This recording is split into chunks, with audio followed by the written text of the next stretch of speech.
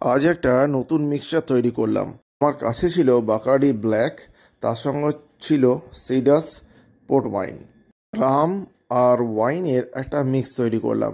খেতে দুর্দান্ত। পরিমাণটা নিজের নিজের মতন করে মিশিয়ে নেবেন। মিক্সিং পার্সেন্টেজটা অবশ্যই নিজের নিজের টেস্ট বার্ডসের ওপর ডিপেন্ড করছে।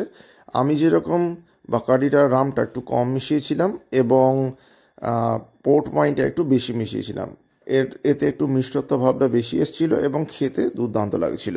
আমি জাস্ট একটা স্যাম্পলিং করার জন্য আপনাদের এখানে একটু কম করে মিশিয়ে দেখিয়েছি, কিন্তু মোটামুটি একটা এক পেক করে মেশালে এটা ভালো লাগবে। মোটামুটি 30 ml রামের সঙ্গে 30 ml বা 40 ml বা তার থেকে একটু বেশি ওয়াইন মেশালে ব্যাপারটা অনেক বেশি টেস্টফুল হবে। যেহেতু এটা রাম এবং ওয়াইনের মিক্স, সেই জন্য খাবার ব্যাপারটাতে বিশেষ করে একটু ধ্যান দিতে হবে।